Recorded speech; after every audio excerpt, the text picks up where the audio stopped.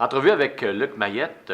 Luc, parle-moi d'abord de ce que vous faites ici à Victoriaville aujourd'hui. C'est dans le cadre de la tournée Catch the Sky. Qu'est-ce que c'est que cette tournée-là? La tournée Catch the Sky, c'est une tournée qui approche à devenir proche de nos émotions puis à apprendre de nos expériences. On va la faire à partir... Ça débute là, on vient faire notre tour à Victoriaville et c'est la première fois qu'on vient ici, on est bien heureux.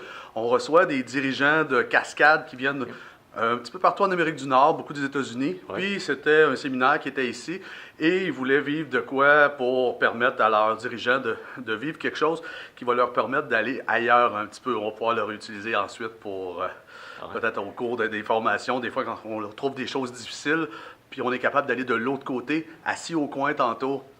Ça va être spécial. Justement, aujourd'hui, vous faites, c'est le décalade qu'on oui, leur c'est une propose. expérience de décalade que C'est quoi ça, proposer. le décalade? La décalade, c'est de la descente verticale contrôlée, méthode Mission Impossible. Ça donne un peu l'impression d'être un cascadeur de film. Ouais. Et ça apporte le feeling d'être un petit peu en apesanteur. Quand je saute par terre, que je saute avec une impulsion régulière, en une seconde, je suis revenu au sol. Quand je suis au mur, je saute avec la même impulsion que par terre. Ça va prendre 4 à 5 secondes avant de revenir. On va avoir vraiment l'impression d'être sur la Lune. Puis ensuite de ça, pendant qu'on va faire notre formation au toit tantôt, quand on descend, ce que ça donne comme impression, c'est qu'on a vraiment l'impression de voler au-dessus de notre nouveau plancher. Okay. Fait que c'est très, très fort pour l'imaginaire. Puis comme activité, c'est différent de tout ce qui existe sur la planète parce que généralement, l'être humain est normalement constitué qui va faire n'importe quelle activité avant de s'en retourner, va regarder le groupe, se dire « Ah, j'ai été un petit peu meilleur qu'eux, un petit peu moins bon qu'eux », on s'attribue une note et on part avec ça bien heureux. Aujourd'hui, c'est pas ça l'expérience. L'expérience, c'est quand on va devoir se pencher dans le vide, c'est de trouver où est notre limite. Et chacun des participants la trouve, la limite. De se pencher dans le vide sur le coin d'un édifice, c'est assez spécial. Puis, pendant qu'ils vont le faire, ils vont avoir des coachs expérimentés qui vont leur permettre d'aller de l'autre côté de leur capacité. Le but, c'est de ressortir plus fort de quand on est arrivé. Puis, le feeling qui va être intérieur va permettre aux gens, dans les premières journées qui vont suivre, de prendre des décisions qui traînent, ça fait longtemps. OK. Les commentaires que vous avez, ça doit être assez spécial. Les gens aiment? Oui. On a une très grande, forte montée fulgurante depuis quelques années qui est bien intéressante. Puis les gens, quand on enlève les équipements à la fin de la journée, moi je demande tout le temps aux gens, sur 10, combien vous nous donnez? Et 85% des gens nous disent 12. Fait que je dis tout le temps, attendez-vous à avoir beaucoup de plaisir.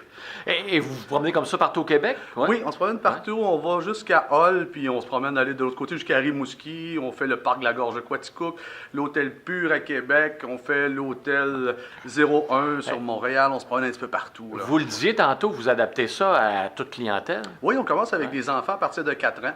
Puis on va jusqu'à des enfants de 78 ans. Ça ne demande pas d'être fort, ni puissant, ni résistant. Et sur n'importe quel type de bâtiment, pour ça? Puis n'importe quelle hauteur? On fait des écoles, on fait des églises, on fait des endroits comme le Centre Bell, le Colisée de Québec. Okay. Puis, sécuritaire? Ah, c'est toujours sécuritaire.